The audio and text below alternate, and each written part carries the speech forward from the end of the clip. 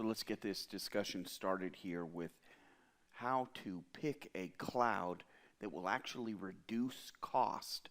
So as we move into this new architecture, what we want to do is we want to take functionality, right, and we want to increase functionality, and we want to take cost, and we want to decrease cost. Now, there's a lot of stuff that needs to be done in here.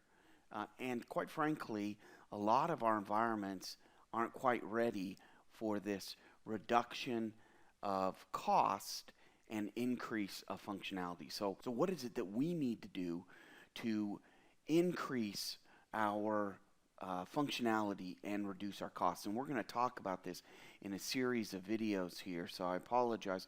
It's not all going to be in this video, but let's just get an introduction to this concept real quick and some of these main items. Well, a lot of us see that reducing cost, so a reduction of cost equals, sorry about that, it's early, equals OpenStack, for example.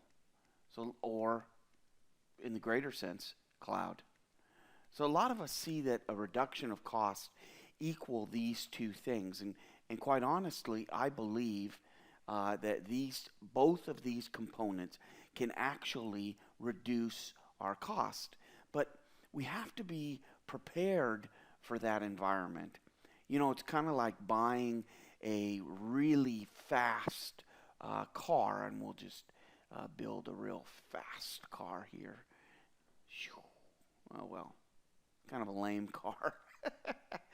So anyways, it's like building a really fast car and then driving it on a dirt road, right? What's the sense, right? What's the sense in having this fast car if all you're going to do is drive it on a dirt road? And so a lot of times we forget that we have to sit and pave the road in front of us so that we can drive fast. So it's not enough just to have the fast car. So in a lot of our environments today, it's kind of like this. We have all of these fast components, but we need to be able to drive them on a paved road. And just to go to cloud, this is not necessarily going to happen overnight. And so what are some of these main tenets that we need to be careful of? One of the biggest components that we have is our application. So how our application interacts with the environment is critical, and a lot of this has to do with objects. So this includes your programming of the application itself, as well as the way it leverages storage. Both of these, object-based storage and object-based information, both of this is directly correlated back to our ability to use OpenStack. And so without application automation, it's going to be difficult for us to take advantage of OpenStack. Now, there are some benefits to cloud that are just out of the box that we can begin to recognize some cost savings today. And some of these include provisioning and deprovisioning, right? And so the ability to bring up, and this includes storage, IP, as well as compute. So all of these are absolute. This is a benefit. Why? Because it lowers our cost for staff. We can reallocate those staff, obviously. We don't have to put them out on the street or re-educate them based on the reduction of cost. But the reality is I can take and provision and deprovision all of this with somebody who knows very little about what they're doing in less than 2 minutes. Now, do I have to go out to just a generic cloud offering like maybe an Amazon, for example? No, I don't need to do that. I can get any one of the cloud providers that will provide this benefit for me.